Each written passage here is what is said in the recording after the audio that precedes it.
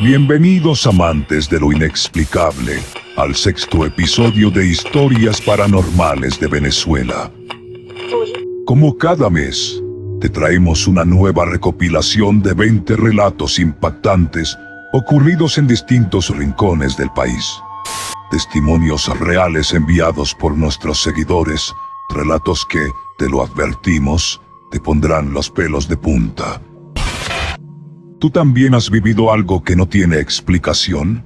Entonces no dudes en enviarnos tu experiencia. Puedes hacerlo por correo electrónico, Instagram, Telegram o directamente en nuestra página web venezuelaparanormal.com. Todos los enlaces están en la descripción del video. Antes de comenzar, recuerda suscribirte, activar la campanita y dejarnos un like para que este video llegue a más valientes como tú. Ahora sí, apaga las luces, acomódate y prepárate porque en Venezuela, lo sobrenatural siempre está más cerca de lo que imaginas. Esto es Venezuela Paranormal.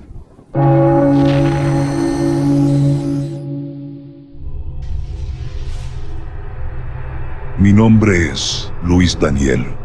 Soy ingeniero de petróleo, vivo en Maracaibo, estado Zulia, y pertenezco a la etnia Wayuu. En febrero del año 2023, mi familia realizó la exhumación de los restos de mi abuela. En nuestra cultura es una tradición ancestral desenterrar a los difuntos años después de su fallecimiento para limpiar sus huesos y luego volverlos a enterrar con respeto y honra.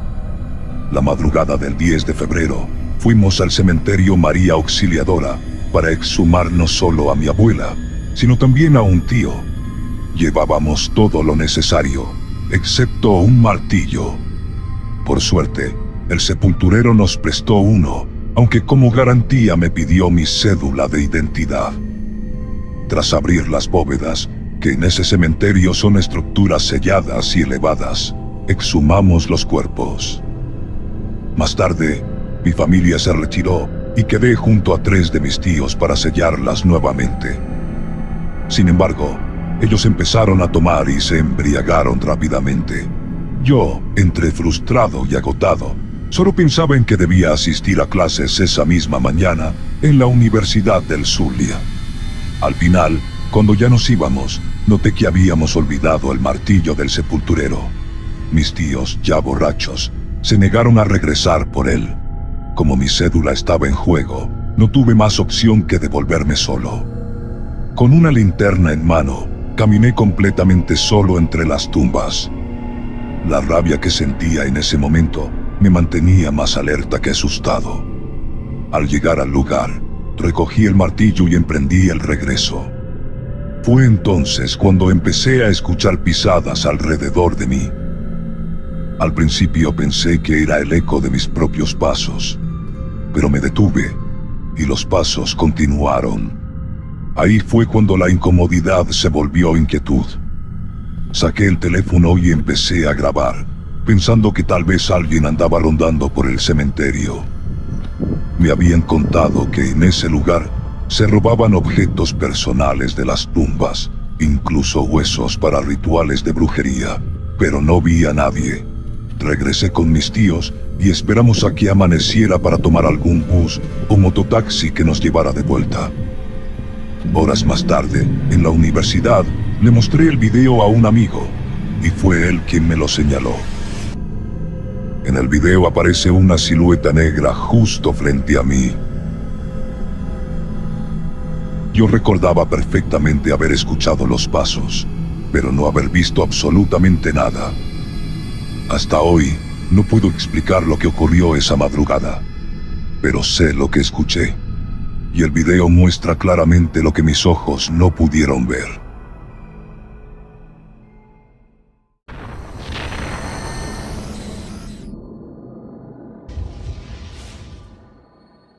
Mi nombre es José Ali, y esta historia ocurrió en el año 2019, en la ciudad de Valencia, estado Carabobo. En ese entonces, estaba finalizando el semestre en la universidad y, como muchos estudiantes, buscaba cualquier oportunidad laboral. Fue así como Luis, el esposo de una compañera, me ofreció trabajar en el turno nocturno del estadio José Bernardo Pérez. No tenía muchas opciones, así que acepté sin pensarlo demasiado. Luis me indicó que debía presentarme a las 6 de la tarde, vestido con franela negra, pantalón negro y zapatos oscuros. Al llegar, me explicó mis funciones: realizar rondas por las instalaciones, verificar las entradas y anotar cualquier anomalía. Esa noche me dejaron con otro compañero, cuyo nombre lamentablemente no recuerdo. Durante el turno, se realizaban 2 rondas rutinarias. La norma era resguardarse en la garita junto a la entrada principal, pero en verano el calor era insoportable. Esa garita solo tenía una pequeña ventana que daba al estacionamiento, y casi nunca se sentía brisa, a menos que lloviera. El aire acondicionado de la garita no servía, por eso mi compañero y yo decidimos colocar las colchonetas en la rampa principal de acceso, donde el viento pega fuerte. A veces tanto, que teníamos que dormir con chaquetas puestas, aunque las luces de la rampa permanecían encendidas toda la noche. Por norma teníamos un día libre a la semana, pero como era nuevo me tocó trabajar 7 días corridos. No me molestó, pero fue la última noche con mi compañero cuando me advirtió con seriedad: cuando estés solo, pase lo que pase, no duermas afuera y cierra bien la puerta de la garita. Esa advertencia se me quedó grabada. El fin de semana siguiente me tocó quedarme solo. Realicé mi ronda de las 7 de la noche sin novedades, y al caer la noche, me encerré en la garita como me habían recomendado. En ese momento pensé que la advertencia tenía que ver con la seguridad, ya que el teléfono interno estaba dañado, y no había forma de comunicarme con nadie fuera del estadio. Acomodé mi colchoneta y traté de dormir. La noche transcurría tranquila, hasta que a eso de las 3 de la madrugada, una luz tenue y unos cantos extraños me despertaron. Me asomé por la ventana con discreción, a la zona donde está el viejo samán cercano a las casetas de venta de entradas, y fue entonces cuando vi algo extraño. Un grupo de personas rodeaba el árbol con velas, tambores y gallinas. Estaban haciendo un ritual. Ofrecían tributos a los espíritus, a las energías que, según cuentan, se concentran en ese árbol. Me acordé de inmediato de lo que dijo mi compañero: pase lo que pase, no salgas. No anoté nada en el reporte. Todo valenciano sabe que ahí se practican trabajos espirituales, pero nunca pensé que lo vería con mis propios ojos. A las 6 de la mañana, entregué mi turno y le comenté al superior lo que había visto. Su respuesta me heló la sangre: la bruja te vio. Confundido, le dije que no, que nunca salí de la garita, que ni siquiera encendí la luz. Pero él insistió: si la bruja te ve, no salgas, no escuches, no mires, y mantén todo cerrado. Aguanta el calor. Mejor eso, que lo otro. Me contó que unos trabajadores nuevos tiempo atrás le tomaron una foto a la bruja. Ella, al notar que la observaban, lanzó un grito ensordecedor y los persiguió alrededor de la pared del estadio. Lograron encerrarse en la garita, pero ella los siguió hasta allá. Tenía ojos completamente negros y, enfurecida, escaló la pared y dañó la consola del aire acondicionado para obligarlos a salir. Desde entonces, nadie enciende el aire. Todos prefieren sudar. Pasaron algunas semanas sin novedades. Una noche, ya con un nuevo compañero, volvimos a dormir en la rampa. Colocamos las colchonetas, nos tapamos los ojos con pañuelos por la luz y nos dormimos. Pero cerca de las 3 de la madrugada, un viento fuerte nos despertó. Miramos al samán y vimos nuevamente un grupo haciendo un ritual, ajenos a nuestra presencia. Le susurré a mi compañero: recoge todo, vámonos en silencio. Pero él, impactado por lo que veía, gritó sin querer. Los del ritual se voltearon. Nos vieron. No nos quedó otra que salir corriendo. Yo fui primero, él me siguió. Al llegar a la garita cerramos de golpe, y al levantar la vista, vimos algo que nunca podré olvidar. La bruja estaba en el techo de la rampa. Nos señalaba y sonreía. Esa noche fue eterna. Al día siguiente, las colchonetas habían desaparecido. Mi compañero nunca volvió a presentarse y yo aguanté una semana más. Pero después de eso, no regresé jamás a otra guardia nocturna en ese lugar.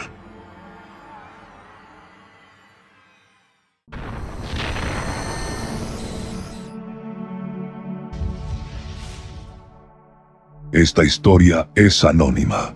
Todo esto ocurrió entre los años 2004 y 2008, cuando mis hermanos y yo aún vivíamos con mi mamá, en el kilómetro 18 de la carretera panamericana, entre Carrizal y Los Teques, en el estado Miranda. Nuestra casa quedaba en la comunidad Francisco de Miranda, un barrio tranquilo, al menos de día. En esa misma zona vive una familia muy devota al espiritismo. Frente a su casa tenían toda una colección de estatuillas. El cacique Guaycaipuro, María Leonza, el Negro Primero, y muchas más figuras relacionadas con sus prácticas. Durante varias épocas del año, especialmente en Semana Santa, era común escuchar los tambores retumbar desde que caía la noche hasta bien entrada la madrugada.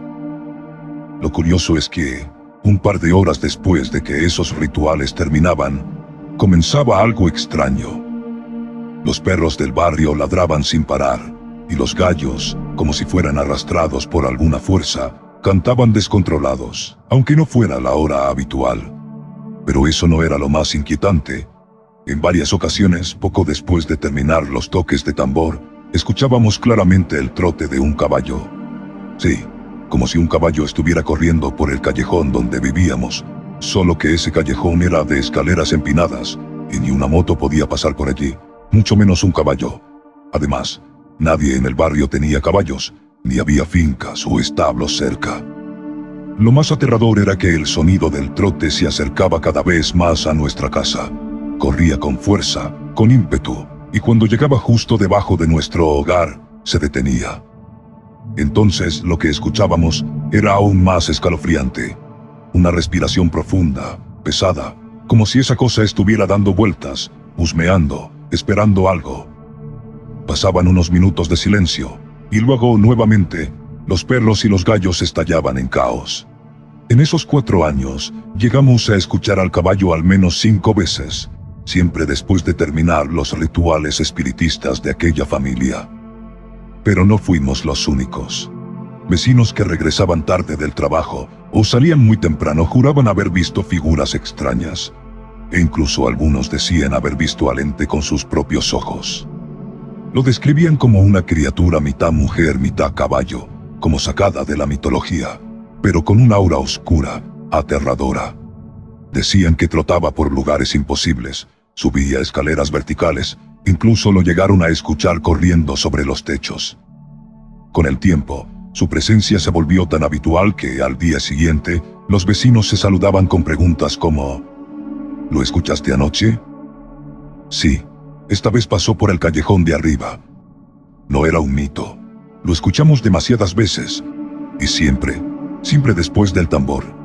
Hasta el día de hoy, cuando lo recuerdo, se me eriza la piel. Ese trote, esa respiración, ese miedo, es algo que jamás podré olvidar.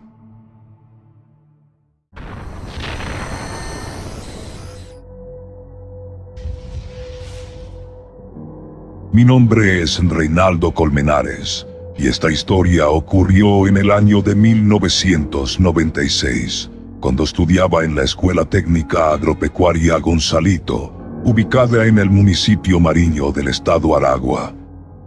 Como de costumbre, los estudiantes ingresábamos bien temprano al liceo para nuestras clases regulares. Sin embargo, una mañana llegué mucho antes de lo habitual.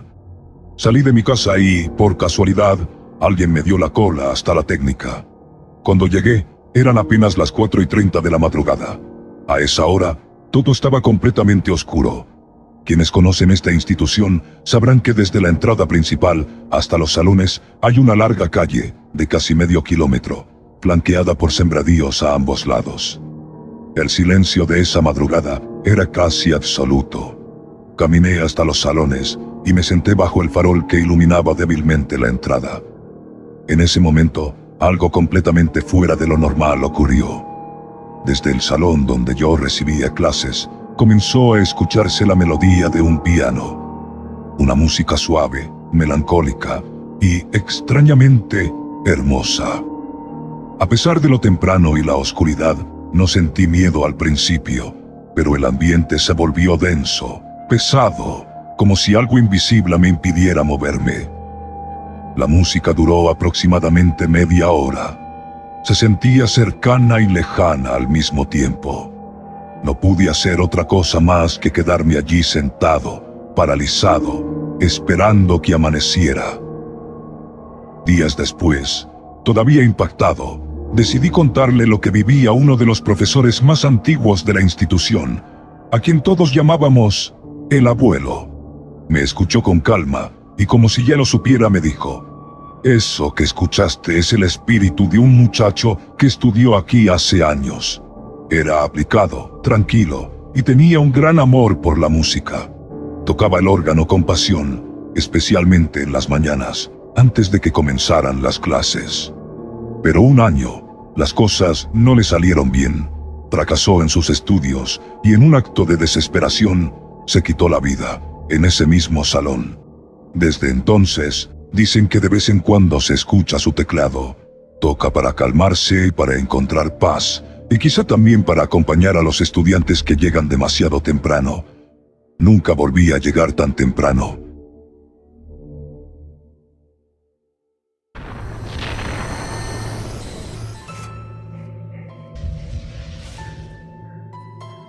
Mi nombre es Mayrivis Contreras, y esta historia ocurrió en el año 2001, cuando tenía apenas 9 años.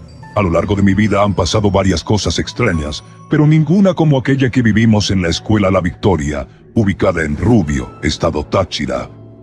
La llamo la historia de los colores, y no la olvido porque, aunque parezca mentira, fue real. Todo sucedió durante un campeonato de juegos tradicionales entre salones.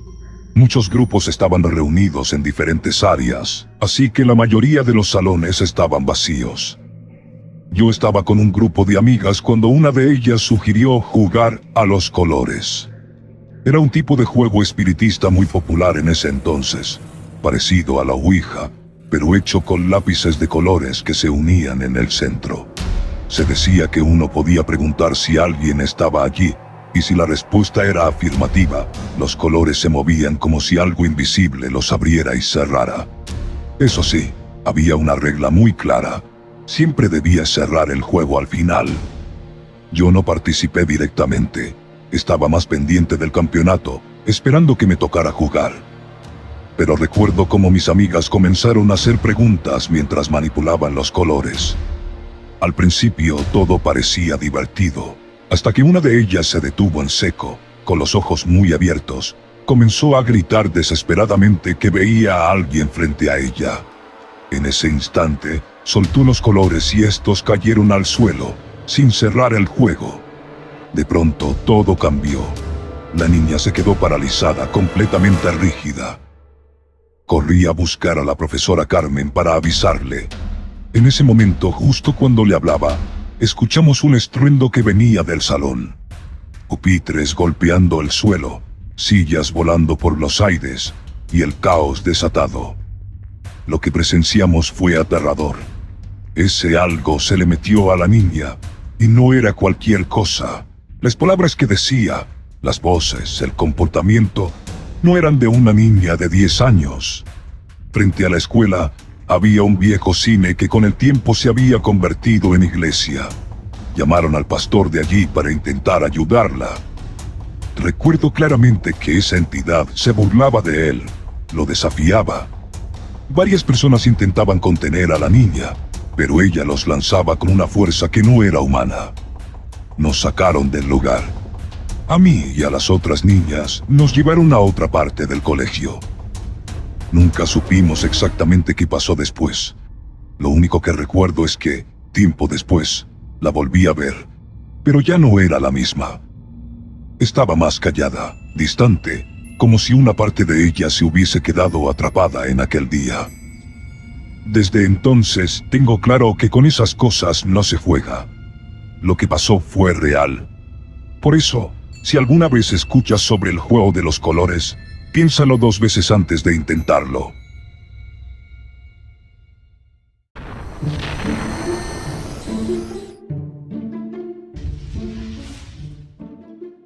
Mi nombre es Adonis Orozco, y lo que voy a contar me ocurrió en el año 2005, cuando tenía apenas 7 años. Muy pocas personas conocen esta historia, quizás porque hasta hoy me cuesta creer lo que vivimos aquella Navidad. Mi familia es de Maracay, estado Aragua, pero en esa ocasión decidimos pasar la Nochebuena en San Cristóbal, estado Táchira, en casa de un viejo amigo de mi papá.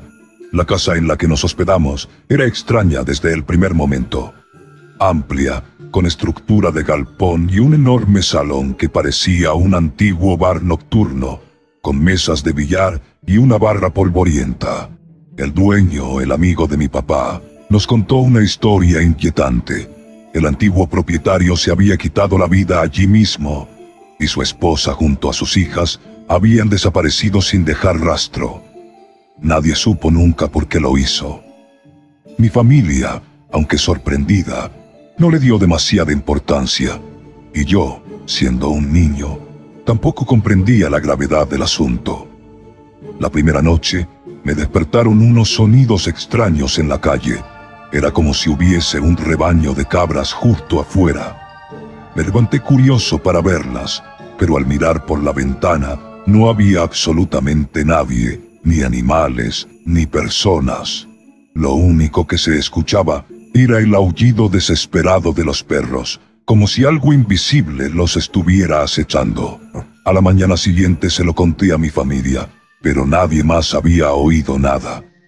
Pensaron que fue un sueño. La segunda noche, los ruidos regresaron, pero esta vez eran peores. Aparte del sonido de las cabras, se escuchaba claramente el llanto de una niña. El lamento era tan cercano, tan real, que me armé de valor y desperté a mi mamá para que viniera a escuchar. Pero ella no oía nada, solo yo podía percibirlo. Me tapé con la sábana, temblando de miedo, esperando que amaneciera. De nuevo mi familia no me creyó, pero lo peor vino el 1 de enero. Después del cañonazo de medianoche, todos salimos a una plaza cercana para celebrar. Al regresar a la casa, el dueño, que ya estaba adentro, nos esperaba con una expresión de horror. Nos dijo que había visto a una mujer vestida de blanco, de pie sobre el techo de la casa, señalando la parte trasera de la casa, donde una calle larga descendía hasta un enorme río, el Torbes. Rápidamente mi papá y otros 3 hombres treparon por las ventanas intentando atraparla, pero cuando llegaron al techo no había nadie. El ambiente esa noche era tan tenso que todos decidimos dormir en una misma habitación. Eran las 4 de la madrugada cuando, desde la ventana, se escuchó la risa de una mujer, aguda, burlona, imposible de confundir. Un primo y yo nos asomamos, y al no ver nada, salimos al porche. Fue entonces cuando escuchamos un grito desgarrador desde el interior de la casa. Corrimos adentro. Uno de mis familiares estaba pálido, temblando. En su cuello tenía claramente la marca de una mordida. Los dientes perfectamente marcados, la piel amoratada. No había sangre, solo la huella. Lo llevamos al hospital de inmediato, pero cuando el médico lo revisó, la marca había desaparecido por completo. Al regresar a la casa a recoger nuestras cosas, el miedo era insoportable. Salimos de allí a las 6 de la mañana, rumbo a Maracay. El dueño desde entonces abandonó esa casa. Según supe, aún permanece cerrada y abandonada, como si nadie se atreviera a volver. Yo nunca olvidaré aquella casa. Ni las risas, ni el llanto.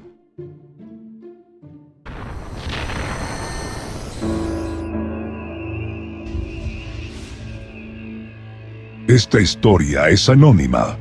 Esto me ocurrió en el año 2016, cuando tenía 14 años. Me encontraba en el cementerio La Primavera, en Maracay, municipio Girardot. Aquella noche, un grupo de 6 amigos y yo decidimos hacer algo imprudente. Saltamos la pared del cementerio a medianoche para realizar un ritual.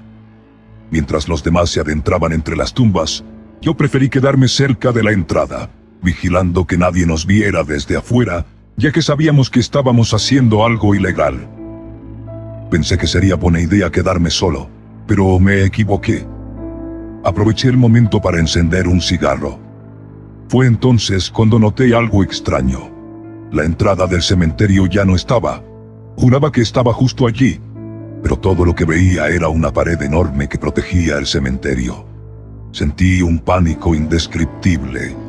Empecé a mirar a mi alrededor, pero el paisaje parecía haber cambiado por completo. Entonces comenzaron los siseos, al principio suaves, como si alguien respirara entre dientes desde lejos. Luego vinieron las risas y una voz, la de una anciana que se burlaba de mí. No podía ver a nadie, pero las voces me rodeaban. El miedo se apoderó de mí por completo. Traté de buscar la salida, pero era como si el cementerio me tuviera atrapado. Caminaba y caminaba, y siempre terminaba en el mismo sitio. Sentí que pasaron 2 horas, aunque nunca supe con certeza cuánto tiempo estuve vagando entre las tumbas, hasta que escuché las voces de mis compañeros llamándome. Grité desesperado pidiendo ayuda. Fue lo último que recuerdo antes de desmayarme. Me encontraron tirado en el suelo, inconsciente. Cuando desperté, mi padrino me preguntó qué había pasado. Le conté todo, y él me dijo: en este cementerio no puedes estar solo. Aunque estés cerca de la entrada, los muertos reconocen cuando hay presencia de un palero, y pueden volverse peligrosos. No pude dormir bien durante 4 noches. A día de hoy, con 22 años y convertido al cristianismo, puedo decir que lo paranormal es real. No sé si fue una alucinación o un encuentro directo con lo que no pertenece a este mundo, pero jamás olvidaré lo que viví esa noche.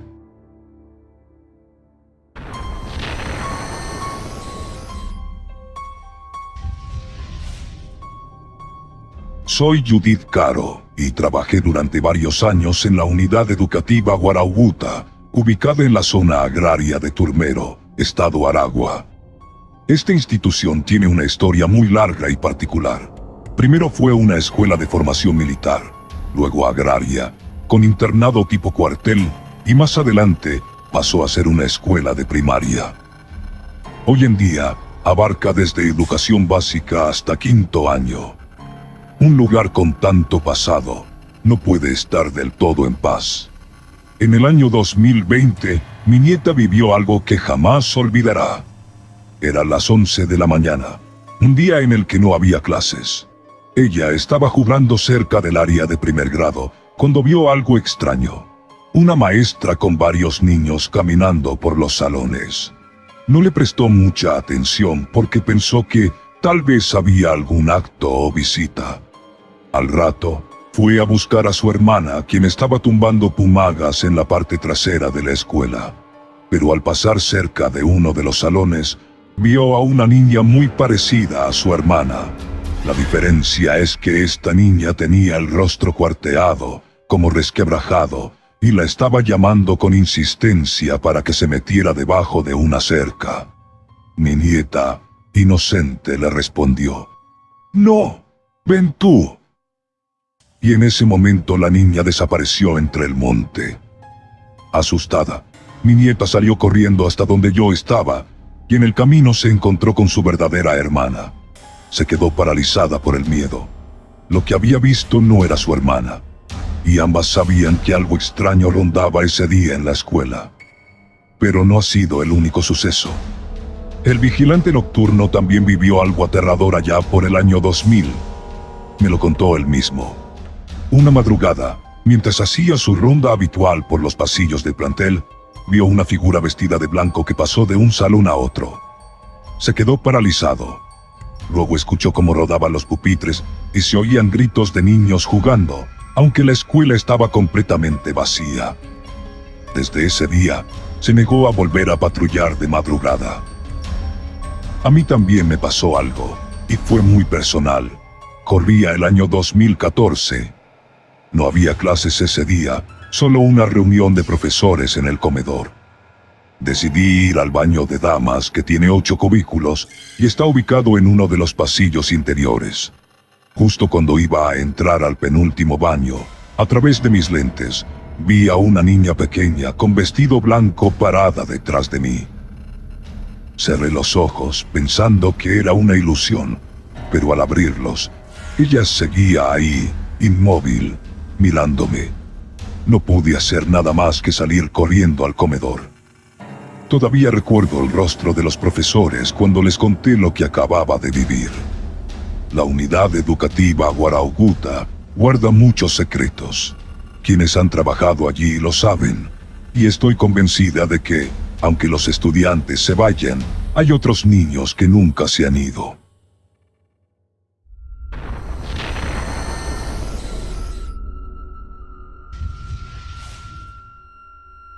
Mi nombre es Robert Kitian Duarte, y esta historia le ocurrió a mi papá cuando yo apenas tenía 3 años. Vivíamos en el estado Táchira, y ese día, mi papá se ofreció a ayudar a un amigo con una mudanza en la zona de Tariba, muy cerca del cementerio. Mientras cargaban las cosas en el camión, empezaron a bromear entre ellos, como suele pasar en esas faenas largas. En medio de las risas, uno de ellos dijo en tono burlón: «Mira, nosotros aquí sudando, y toda esa gente del cementerio durmiendo». Mi papá, llevado por el momento, dijo algo que nunca debió decir: «Los muertos no existen, eso es puro cuento». La mudanza se alargó más de lo previsto, y para cuando terminaron, ya era de noche. El camino de regreso pasaba por la carretera de Palo Gordo, una vía solitaria poco transitada y conocida por las historias que se cuentan sobre ella. Esa carretera tiene fama. Mientras avanzaban por la vía, entre curvas y penumbra, pasaron por una de esas pequeñas casitas que se levantan donde alguien ha perdido la vida, como una especie de santuario. Justo después de eso, algo extraño sucedió. A la izquierda de la carretera, vieron a un hombre caminando, de espaldas, lentamente. Lo curioso es que, en cuestión de segundos, sin haber forma visible de cruzar la carretera, el mismo hombre apareció ahora del lado derecho. No hubo tiempo para explicaciones. Solo hubo miedo. Mi papá y su amigo se miraron confundidos, y en ese instante, el hombre se volteó. Su rostro estaba cubierto de cicatrices, como si hubiera sido desgarrado. Sus ojos ardían con unas llamas intensas, inhumanas, y tenía una chiva larga que le colgaba hasta el pecho. Sin aviso, se acercó al camión y pegó su rostro contra la ventana. El aire se hizo pesado. Mi papá, paralizado del susto, solo atinó a hacer la señal de la cruz una y otra vez, mientras aceleraba con fuerza. Nadie habló durante el resto del trayecto. No hizo falta. Desde aquel día mi papá jamás volvió a burlarse de los muertos, ni siquiera en broma. Siempre dijo que lo que vio aquella noche no era un fantasma, era el mismo diablo.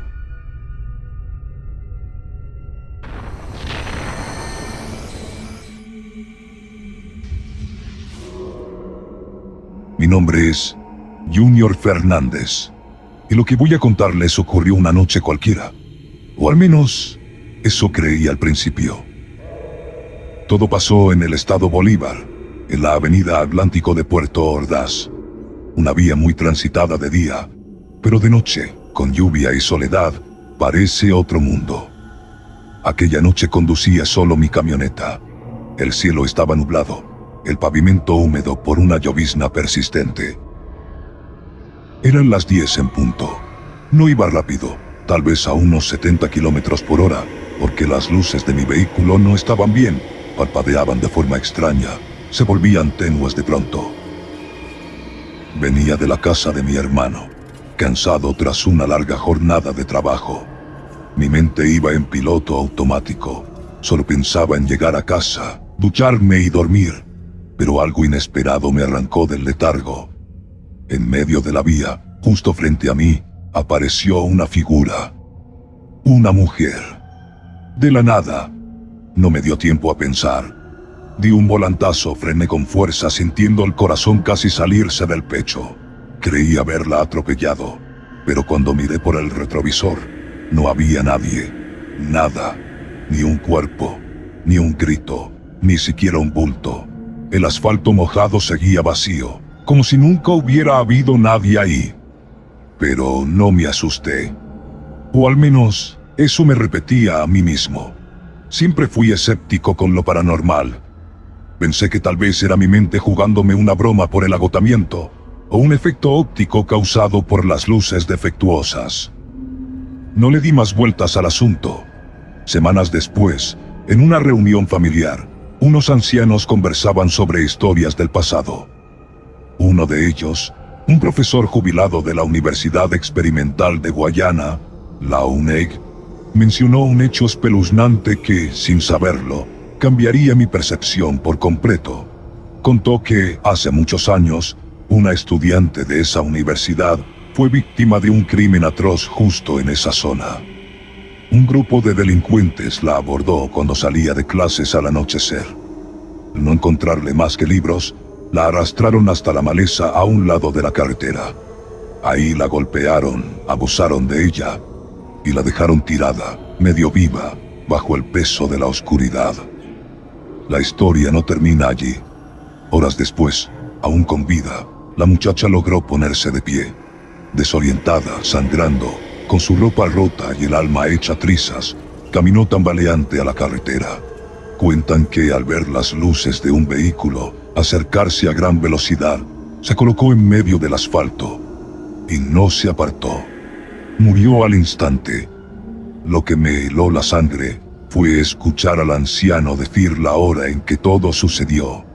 Las 10 de la noche. La misma hora, la misma avenida, el mismo lugar. Desde ese día dejé de pensar que todo tiene una explicación lógica.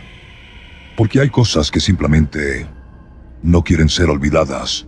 Y ella, esa mujer de la carretera, aún está allí.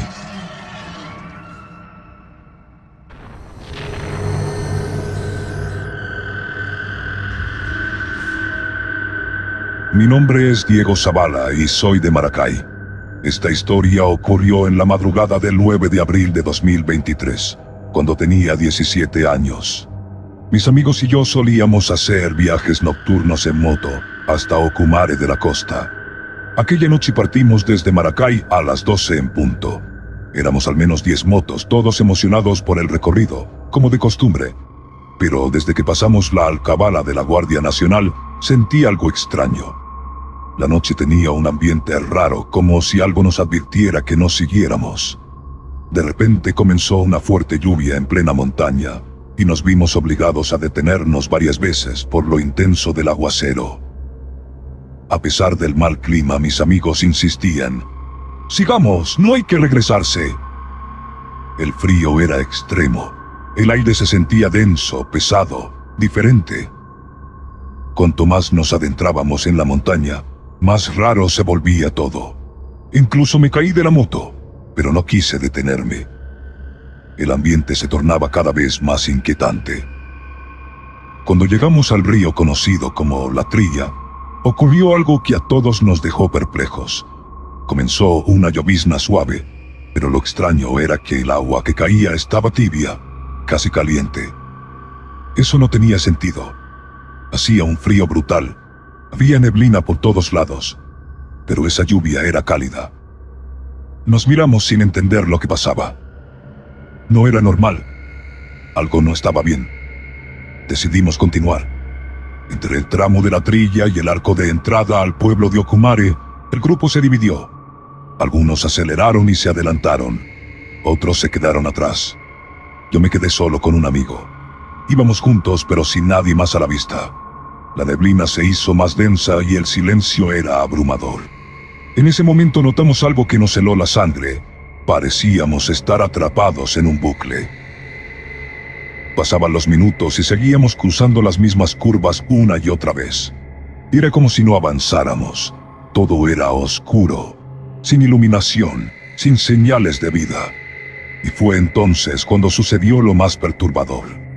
De la nada, apareció frente a nosotros un hombre mayor, con el rostro desencajado, como si estuviera asustado. Montaba una bicicleta de reparto antigua y venía pedaleando lentamente en dirección contraria a la nuestra. Lo más extraño era que no tenía linterna, ni luz alguna. Estaba completamente solo, en plena oscuridad, bajo la neblina, y aún con el suelo mojado por la lluvia. Era imposible. Nadie puede transitar esa carretera en bicicleta a esa hora de la madrugada sin luz. Ni siquiera se veía la luna esa noche. Al poco tiempo, finalmente llegamos al pueblo. Algunos de nuestros amigos ya estaban allí, esperándonos. Más tarde llegaron los demás. Lo primero que hice fue preguntar: ¿ustedes vieron al señor de la bicicleta de reparto en la carretera? Todos me dijeron que no. Nadie lo había visto. Nadie.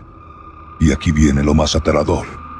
En esa zona de la carretera, ambos lados están cubiertos de maleza espesa. No hay forma de salirse de la vía sin que alguien lo note.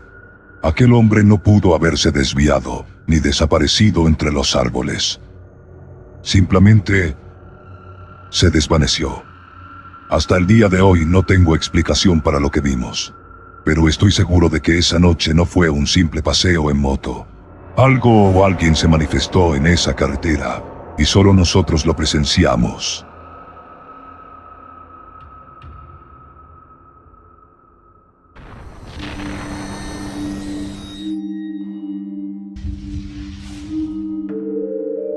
Mi nombre es Edwis Leonardo Vivas, y esta historia ocurrió durante la Semana Santa de 1989 en uno de los parajes más aislados y misteriosos de la geografía andina venezolana, el páramo que se encuentra más arriba del caserío La Mucumpate, en la vía hacia la laguna Mixteque, un rincón del estado Mérida, donde la neblina se arrastra entre los frailejones y el silencio pesa como un presagio.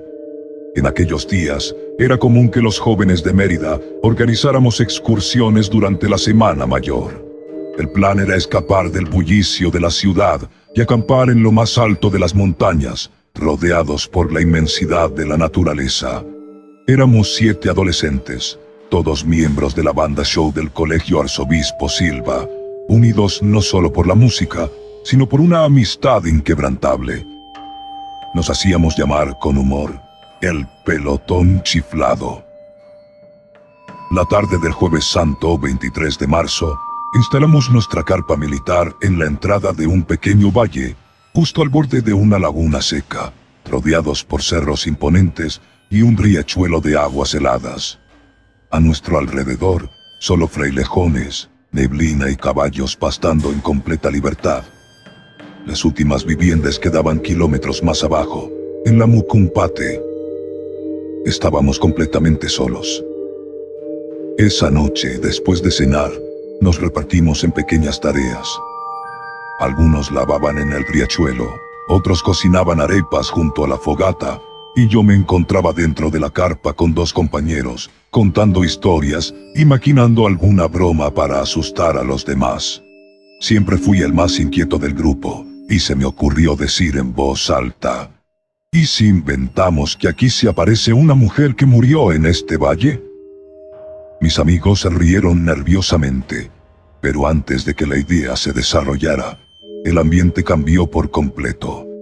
Un silencio espeso se apoderó del lugar, y en cuestión de segundos, comenzó la verdadera pesadilla. Desde la distancia, se escuchó el primer relincho desesperado.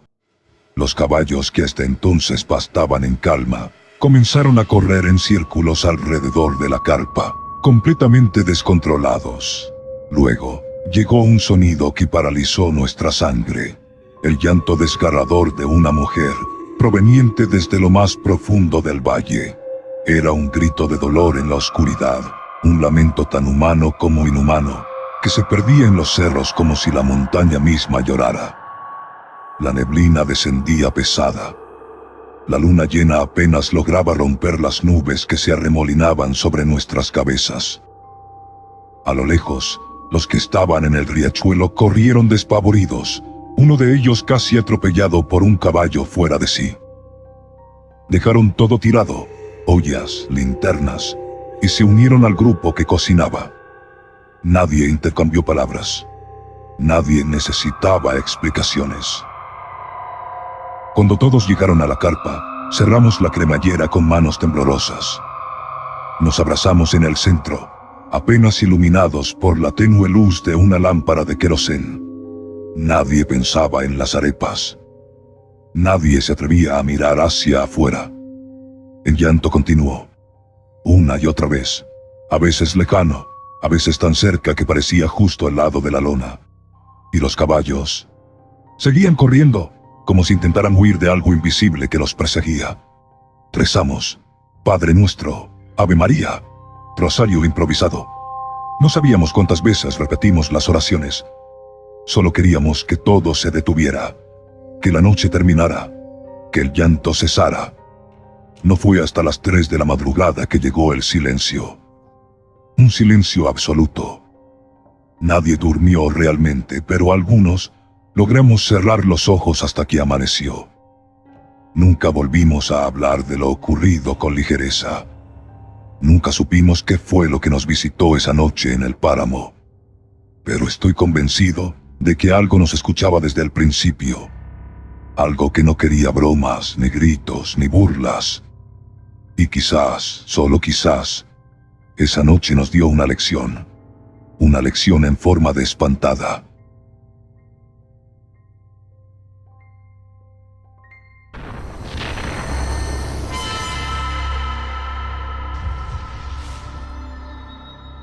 Esta historia es anónima. Hola, soy un chico de 14 años, pero esta historia es de algún tiempo atrás, cuando apenas tenía 12. Era una noche cualquiera en Duaca, estado Lara. Venía de casa de un amigo, en mi bicicleta. Serían las 12 de la noche, quizá un poco más. Ya sabía que me esperaba un buen regaño en casa por andar tan tarde en la calle. Pero en ese momento, eso no era lo que me preocupaba. Pedaleaba por una zona medio desolada, bajando desde un cerro que conectaba con varios callejones. Fue entonces cuando me crucé con un hombre. Estaba parado al borde del camino, quieto, como si me esperara. Me miró fijamente y me dijo, con voz grave y seca: no pases por el callejón. No lo hagas. Me sorprendió, claro, pero pensé que era solo un tipo raro. Asentí con la cabeza y seguí pedaleando. A fin de cuentas, tenía prisa. Ya había pasado la medianoche y mi casa aún quedaba lejos. Pero lo que pasó después fue extraño. Apenas unos minutos más tarde, cuando ya había avanzado bastante, me lo volví a encontrar. Al mismo hombre, exactamente igual, de pie, en medio del camino. No había forma lógica de que hubiese llegado hasta allí antes que yo. Iba en bicicleta, bajando con velocidad. ¿Cómo lo hizo? ¿Cómo llegó primero? Me detuve un instante. Esta vez su rostro tenía una expresión más seria, como de advertencia. Volvió a decir lo mismo: no pases por el callejón. Un escalofrío me recorrió la espalda. No dije nada, solo seguí pedaleando. Más adelante llegué a una división. Tenía dos opciones: tomar la carretera angosta, larga y empinada, o el callejón, que aunque más estrecho me ahorraría mucho tiempo. Dudé. Lo que me había dicho el hombre resonaba en mi mente. Pero el cansancio ganó. Me arriesgué y tomé el callejón. Era un paso angosto, oscuro. Apenas si cabía un carro. Avanzaba con cuidado, con la sensación constante de que algo no estaba bien. Me fijaba en cada sombra, cada rincón, hasta que, cerca del final del callejón, lo vi. Era el mismo hombre. Pero esta vez estaba colgado de un árbol. Sí, ahorcado, balanceándose ligeramente con el viento, como si me esperara allí también. Justo al pie del árbol había un carro estacionado. Las luces encendidas iluminaban la figura del cadáver y la puerta del conductor estaba abierta. Me detuve. El corazón me latía tan fuerte que me dolía el pecho. Me acerqué un poco, con el impulso de ver si había alguien dentro del auto. Pero no. Estaba completamente vacío. sin conductor, sin nadie cerca, solo el cuerpo colgado. Y yo. En ese momento no quise mirar más. Volví a subirme a la bicicleta y me fui a toda velocidad. Ya eran la 1 de la madrugada cuando por fin llegué a mi casa. Al día siguiente, en el colegio, un compañero se me acercó. Me dijo que esa mañana, camino a clases, vio un cuerpo colgado de un árbol, en un callejón cerca del cerro. Estaba lleno de policías y patrullas acordonando la zona. No le dije nada, ni a él, ni a nadie más. Solo yo sabía que lo había visto.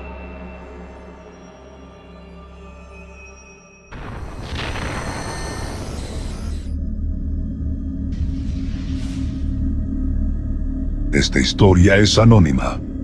Quiero compartir una experiencia verdaderamente inquietante que vivió mi tío en el campamento de los Pijihuaos, al noroeste del estado Bolívar, durante el verano de 1989. Antes de comenzar, es importante que sepan algo sobre él. Mi tío se considera ateo. Es un hombre extremadamente racional, culto y lógico. En mis 21 años de vida, jamás lo he visto dejarse llevar por supersticiones o cuentos sin fundamento. Por eso cuando me contó esta historia, una que, por cierto, siempre evita repetir, supe que lo que vivió fue tan real como aterrador. En aquel tiempo trabajaba como jefe de operaciones para la CBG Bauxilum. Su labor consistía en supervisar el mantenimiento del ferrocarril que transportaba la bauxita desde las minas hasta el río Orinoco, desde donde la cargaban en barcos hacia Puerto Ordaz. Un lugar remoto, prácticamente aislado del resto del país, donde las opciones de entretenimiento eran escasas. En vacaciones, solo había 3 caminos: pasar el rato en el club del campamento, tomar una avioneta hasta otra ciudad, o adentrarse en la selva. Y eso último fue lo que decidió hacer. Mi tío, junto con varios compañeros de la Bauxilum y un amigo indígena de la etnia Panare, a quien llamaban Cabeza, organizó una excursión a un río cercano. Aprovechando que era verano y que los caudales estaban bajos, partieron con varias camionetas hasta el corazón de la selva para acampar. Mi tío siempre recuerda que la selva nunca es silenciosa. De noche, el bullicio es incluso mayor.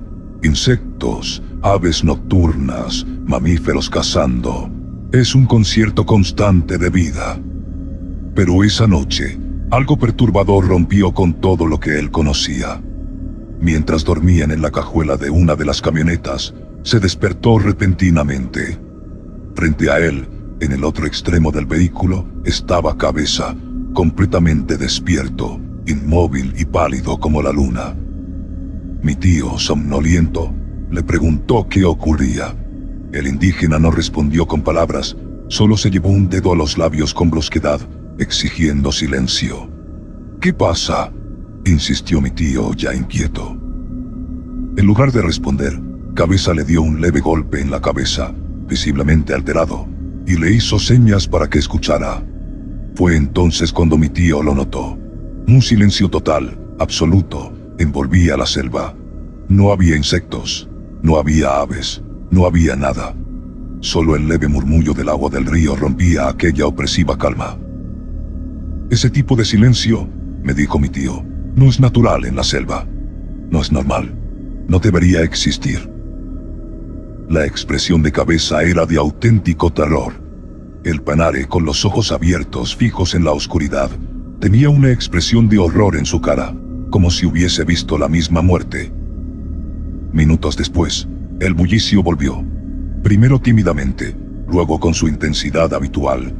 Cuando todo pareció volver a la normalidad, Cabeza le explicó a mi tío con voz temblorosa: «Disculpe, jefecito, es que el diablo estaba pasando entre nosotros, y el que hiciera ruido se lo llevaba».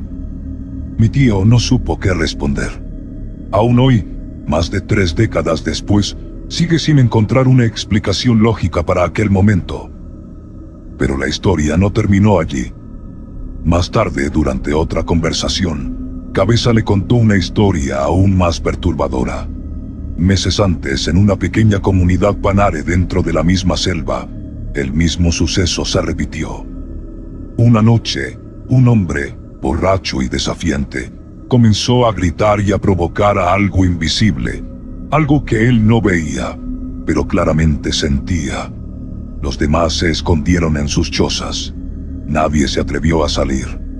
Entonces, tras un grito desgarrador, el hombre desapareció sin dejar rastro. Según Cabeza, el monte se lo tragó. 2 semanas después, trabajadores de la Bausirum hallaron un cadáver río arriba, en el Suapure. Era el mismo hombre, pero deformado, como si alguien lo hubiese estirado y doblado en formas imposibles. Lo más extraño fue que, a pesar del avanzado estado de descomposición, ningún animal o insecto había tocado el cuerpo. Ni una sola señal de necrofagia. En la selva, eso simplemente no sucede. Los cadáveres son devorados en cuestión de horas. Pero ese parecía intocable. Desde entonces mi tío se niega a volver a acampar en esa región. Él, que no cree en nada, aún no ha logrado entender qué fue lo que vivieron esa noche a orillas del río. Y yo, que tampoco soy muy dado a lo paranormal, no dejo de preguntarme, ¿qué cruzó el campamento aquella noche? ¿Qué presencia fue tan poderosa que hizo callar a la selva entera? ¿Y qué vio, en sus últimos segundos de vida, aquel indígena borracho, antes de que el monte se lo tragara? Quizás nunca lo sabremos. Pero de algo estoy seguro. Algo extraño sucedió en los Piquiguaos.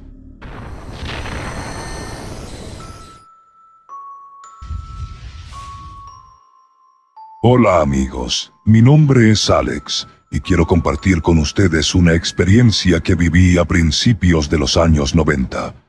No sé si calificarla como aterradora, pero sin duda fue algo profundamente extraño, algo que hasta hoy no tiene explicación. En esa época vivía en el estado Aragua, en casa de mi madrina, junto con sus 3 hijos y un sobrino de ella.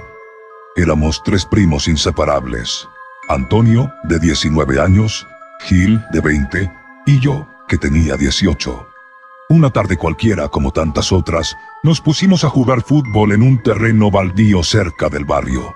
Jugamos hasta que cayó la noche. El partido se decidió en lo que hoy llaman muerte súbita.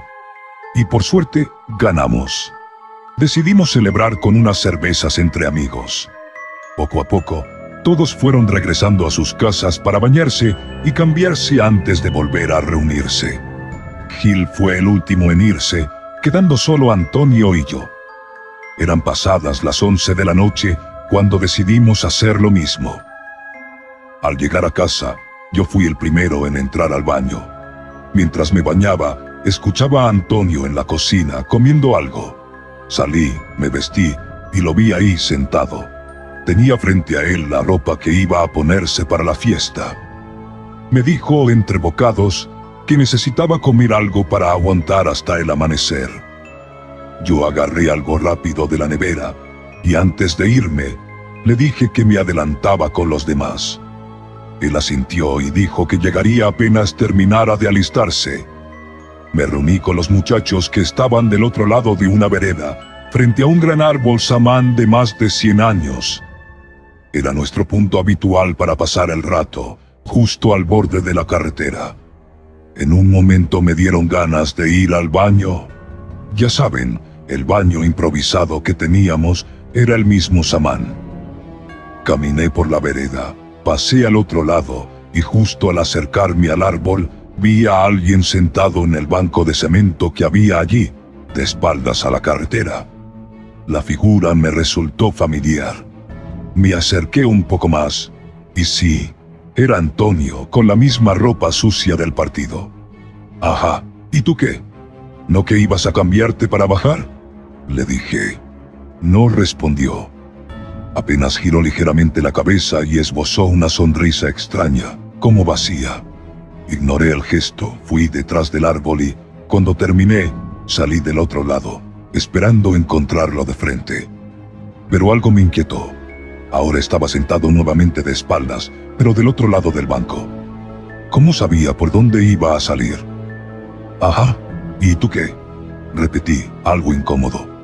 Miré el reloj. Eran las 12:30 de la madrugada. De nuevo, giró la cabeza. La misma sonrisa. Se levantó sin decir una palabra y comenzó a caminar hasta la parte trasera del árbol, adentrándose en el monte. Detrás del samán había un terreno amplio, despejado, pero más allá solo había maleza alta y cerrada. Monte denso, de ese que tapa a cualquiera, incluso a alguien de 1,80 m de estatura como mi primo. No sé por qué, pero lo seguí. Caminaba sin apurarse, y aunque me llevaba ventaja, cada vez que yo me detenía, dejaba de escuchar sus pasos. Era como si también se detuviera, y cuando avanzaba de nuevo, el sonido regresaba, como si estuviera justo delante de mí. Subimos por un cerro durante al menos 5 minutos. Finalmente, llegamos a un claro iluminado únicamente por la luz de la luna. Allí estaba él, de espaldas, apoyado contra un árbol. Le grité otra vez. Nada. Solo esa maldita sonrisa a medio girar. Avanzó unos pasos más hacia la maleza. Yo también avancé, pero algo me detuvo en seco. Fue como si una fuerza invisible me advirtiera: no des un paso más. Un escalofrío me recorrió la espalda. Me quedé congelado, y en ese momento escuché algo. Ya no era un solo paso, eran muchos. De repente sentí como se regresaban por el monte hasta donde yo estaba, pero en vez de uno, sentí como si fuesen varias personas entre los matorrales. No lo pensé más. Me di la vuelta y corrí cuesta abajo con todas mis fuerzas. No miré atrás. No quise mirar atrás. Llegué hasta la carretera, crucé y me dirigí a la vereda, con las piernas temblorosas. Del otro lado vi a Gil acercándose. Me uní al grupo en completo estado de shock.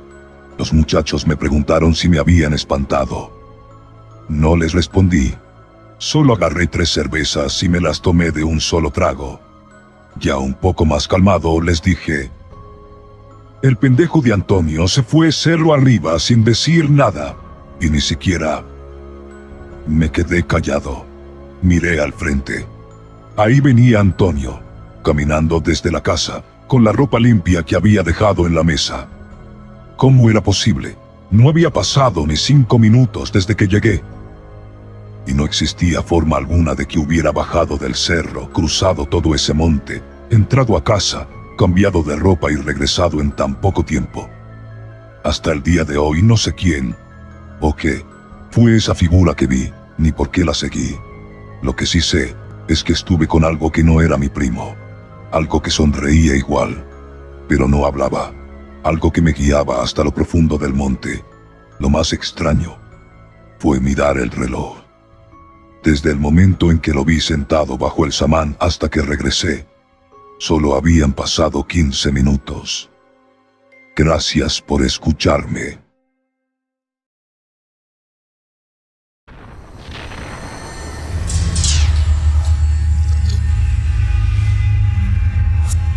Esta historia es anónima. Una de las experiencias más fuertes y aterradoras que he presenciado fue con un juego llamado Sarita Sarita. Es una especie de invocación que se hace usando monedas, y aunque muchos lo ven como una simple broma o una curiosidad, en mi familia dejó una marca oscura. Todo empezó con mi primo, a quien llamaré Luis para proteger su identidad. A él le gustaba jugar con ese tipo de cosas, pero el problema no era solo el juego en sí, sino el lugar donde lo jugaban. Era en casa de mi tía, un sitio cargado de una energía muy pesada, donde desde siempre se han practicado rituales y brujería. Una noche, Luis decidió jugar Sarita Sarita. No recuerdo exactamente cómo eran las reglas, pero sé que para cerrar el juego correctamente, las monedas debían caer de una forma específica. El punto es que él intentaba terminarlo, pero decía que algo no lo dejaba. Una y otra vez decía en voz alta que quería cerrar el juego, pero no podía. Las respuestas que obtenía no lo permitían. Mi tía llegó en ese momento y dejó de jugar. Simplemente lo dejó así. Esa misma noche comenzó la pesadilla. Luis sintió que algo lo observaba desde la oscuridad. Luego, mientras dormía, una sombra se le montó encima y comenzó a ahorcarlo. No podía gritar, no podía moverse. Dijo que sintió cómo esa cosa le apretaba el cuello con una fuerza inhumana. Desde entonces, esa sombra comenzó a manifestarse con más frecuencia en la casa de mi tía. Todas las noches lo visitaba. Luis empezó a deteriorarse. Estaba pálido, cada vez más delgado, con ojeras profundas. Yo lo recuerdo bien. Parecía una persona drenada, como si algo se alimentara de él. Tuvieron que hacerle una limpieza espiritual. Le practicaron trabajos para alejar los demonios, porque literalmente ya no dormía.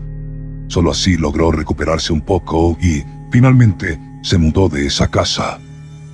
Pero lo aterrador fue que aquello lo siguió.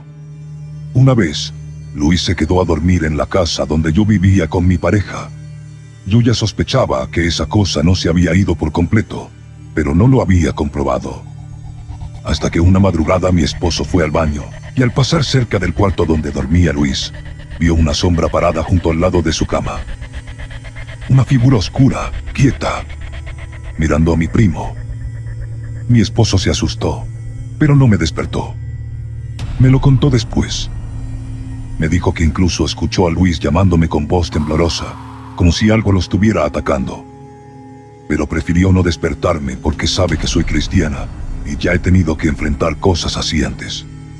Me ha tocado reprender entidades, orar y enfrentar cosas que muchos prefieren ignorar. Y aunque me cueste decirlo, muchas veces todo esto sucede porque la gente juega con cosas que no entiende. Por ignorancia o por simple curiosidad abren puertas peligrosas, pero después, cuando esas cosas entran, ya no saben cómo cerrarlas ni cómo vivir con ellas.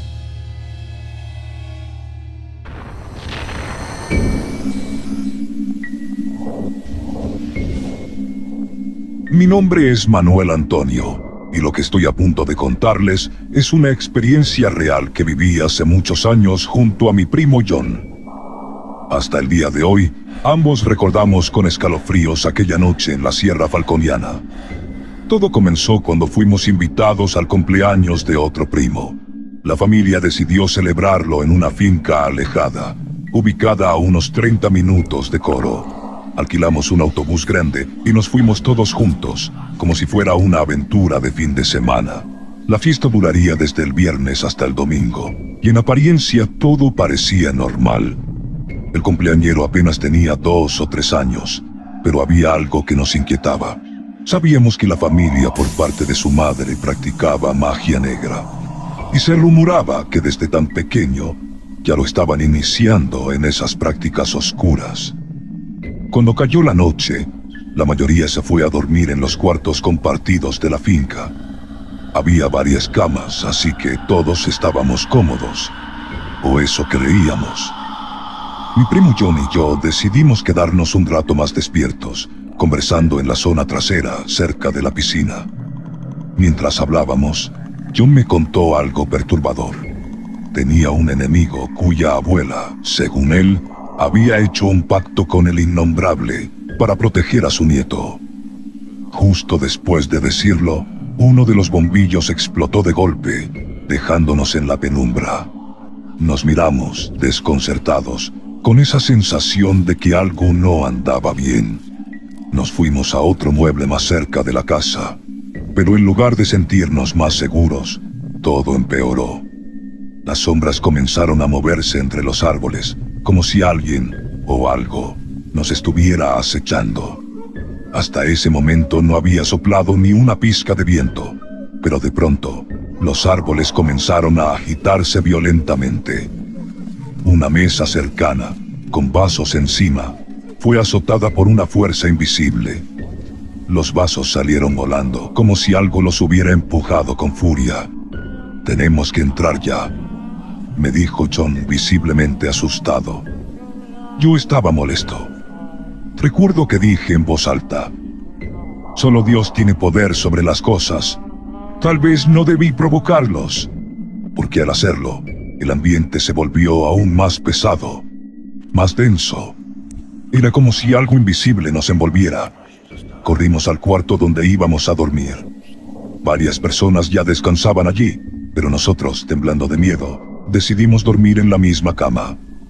Apenas nos cubrimos con las sábanas, comenzamos a sentir como algo nos tocaba los pies.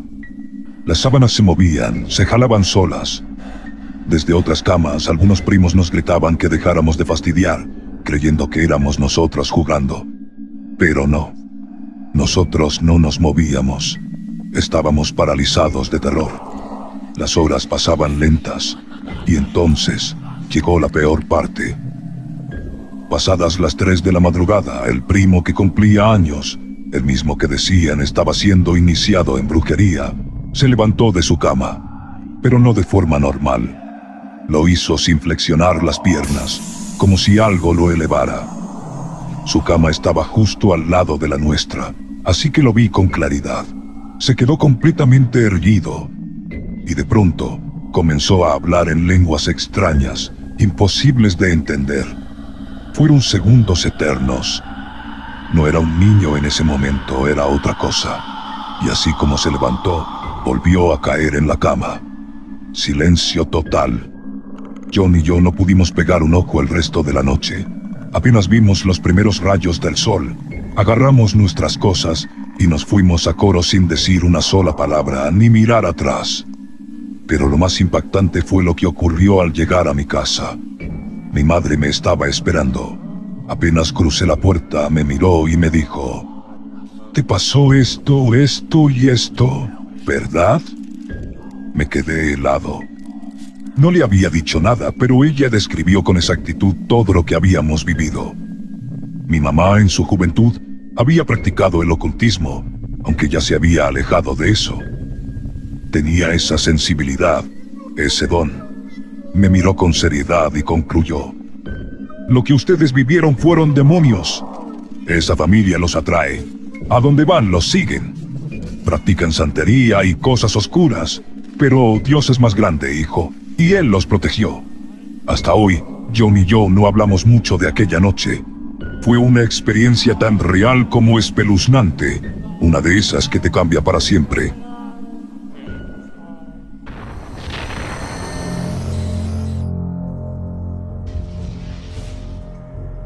Hola, buenas noches. Mi nombre es Ricardo, y la historia que quiero compartirles ocurrió en el batallón Justo Briceño, en Mérida, Venezuela. No recuerdo el día exacto, pero fue en diciembre de 2012. Aquella jornada transcurrió con normalidad, aunque ese día, durante el sorteo de los turnos de guardia nocturna, me asignaron el segundo turno, de 12 a 3 de la madrugada, en el taller, es decir, el estacionamiento del batallón. Siempre sentí que esa era la zona más inquietante del lugar. La iluminación era deficiente, y entre los vehículos reinaba una penumbra inquietante. Cerca del estacionamiento estaban los dormitorios que usaban los oficiales de la banda militar, pero rara vez había alguien allí. A pocos pasos se encontraba también la zona de lavado de menajes, donde limpiábamos los platos después de comer. Todo ese entorno de noche tenía un aire pesado, casi espectral. Cuando llegó la hora de mi turno, me preparé con todo lo necesario y me dirigí a la puerta de prevención, donde se realizaba el cambio de guardia. Desde allí caminé hasta mi puesto. Al principio todo fue normal. No se oía nada fuera de lo común, y el silencio era abrumador. Pasada aproximadamente 1 hora y media, el oficial de guardia pasó a hacer su recorrido. Me pidió el parte, es decir, el informe de situación. Le di mis datos y le confirmé que no había novedades. Él se retiró, y yo seguí solo en mi puesto. El aburrimiento comenzó a hacerse presente, así que decidí caminar un poco entre los vehículos para despejarme. Cuando iba por la tercera vuelta, a mitad de camino, escuché claramente que alguien me decía: «Parte». Me detuve y giré de inmediato. Frente a mí estaba un capitán. Era un hombre de tez muy blanca, con bigote, vestido con un uniforme de camuflaje, uno que ya no se usaba desde hacía años. Automáticamente me cuadré y le di el parte como si fuera un superior en funciones. Él me miraba fijamente, en silencio. Apenas terminé, me di media vuelta para continuar mi ronda. No había dado más de 1 o 2 pasos cuando sentí una incomodidad, un impulso, y volví a mirar hacia donde estaba el capitán, pero ya no había nadie. No había forma de que hubiera desaparecido tan rápido. Estábamos a unos 35 metros de la entrada de prevención. No había puertas cerca, ni lugares donde ocultarse. Sentí como un escalofrío me recorría la espalda. El aire se volvió frío y denso. Me invadió el miedo. Regresé apresuradamente a mi silla, la arrastré hasta el fondo del estacionamiento y me senté allí, desde donde podía vigilar toda el área con claridad. Conté los minutos hasta que llegó mi relevo. Al terminar el turno, aún nervioso, me acerqué al oficial de guardia. Recuerdo que era un profesional de la policía militar, y le conté lo que había vivido. Él me miró serio, sin sorpresa alguna, y me dijo con voz baja: «¿Te encontraste con el capitán?» Me explicó que hacía muchos años un capitán se había quitado la vida en ese batallón. No me dio su nombre, pero al parecer, no era el primero que lo veía rondando por esa zona. Desde entonces entendí que hay presencias que no descansan y que algunos guardianes nunca abandonan su puesto.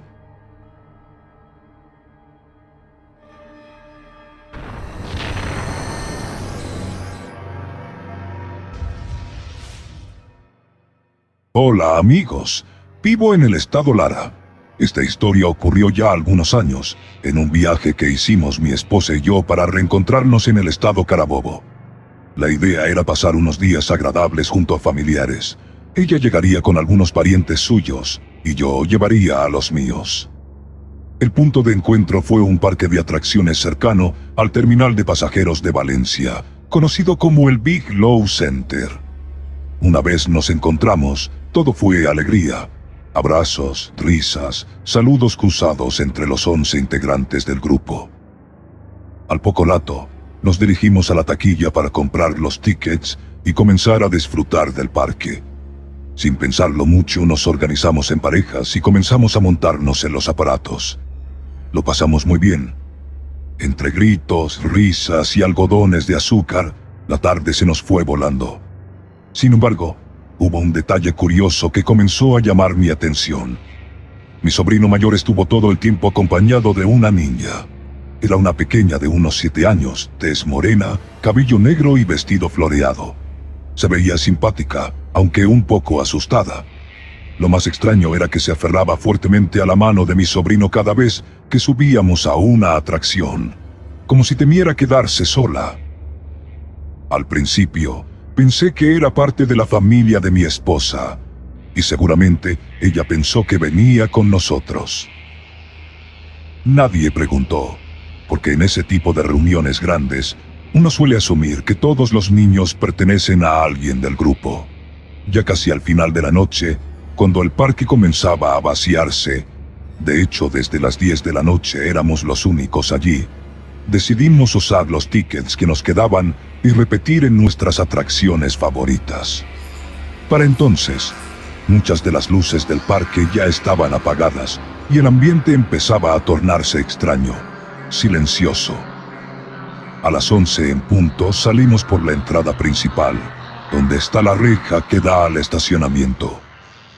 Justo en ese momento, ocurrió lo que ninguno de nosotros olvidará jamás. La niña, la misma que estuvo toda la tarde con nosotros, aún tomada de la mano de mi sobrino, se detuvo. Lo miró, le soltó la mano y con una voz suave dijo: «Yo no puedo pasar de aquí, no puedo salir del parque».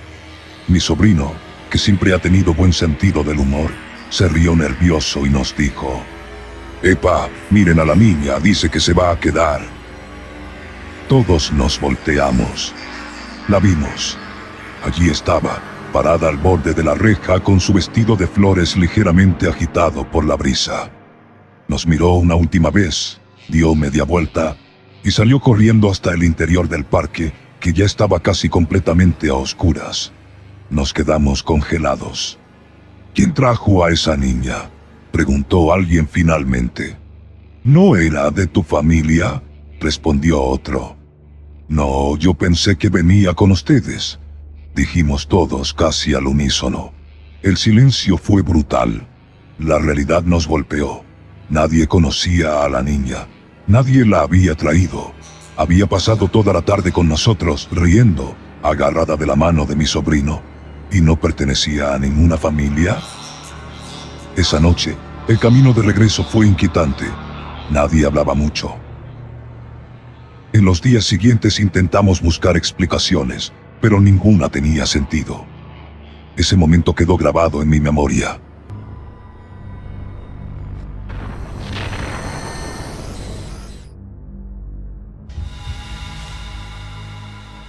Mi nombre es Anderson Bolívar, y lo que voy a contar ocurrió en una de las zonas más conocidas de Petare, Barrio Unión, en un sector llamado La Vuelta de Enrique.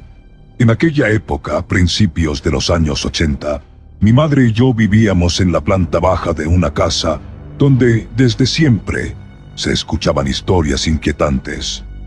Todos los que pasaban allí una noche de forma ocasional, como mis tíos, por ejemplo, coincidían en lo mismo. No podían dormir. Decían que les quitaban las sábanas, que veían sombras moverse por los pasillos, o que escuchaban voces sin origen aparente.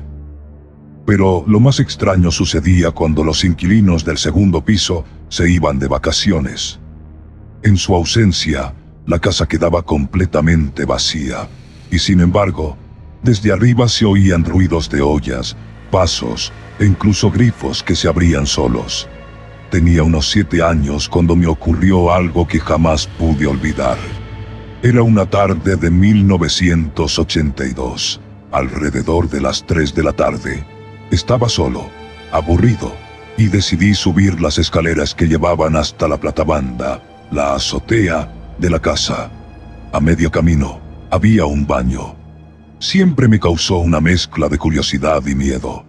Ese día, la curiosidad ganó. Me asomé y entré. El baño estaba completamente a oscuras. Me quedé un momento dentro, en silencio, cuando de pronto, sin aviso, escuché una voz fuerte, femenina, madura y regañona. ¿Quién eres tú? ¿Qué haces aquí? Me paralicé. Mi cabeza giró instintivamente buscando a la mujer que había hablado. Pero no había nadie, ni en el baño, ni en la casa. Estaba completamente solo. No sé cómo bajé esas escaleras. Solo recuerdo el terror corriéndome por todo el cuerpo. Me encerré en la planta baja sin poder explicarme lo que había vivido. Mi madre llegó cerca de las 6 de la tarde. Esa noche me acosté temprano, sin decirle nada. Fue mucho tiempo después que me atreví a contarle lo que había pasado. Con los años, escuchamos más historias sobre la casa.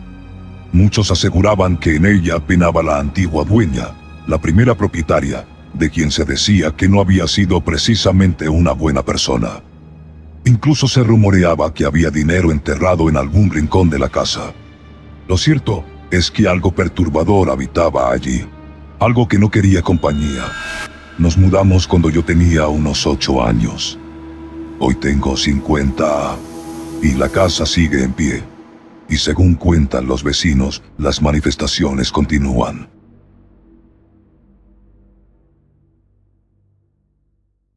Para esta 6ª edición de Historias Paranormales, quise compartir con ustedes una anécdota familiar. Es por eso que aquí les traigo una historia extra.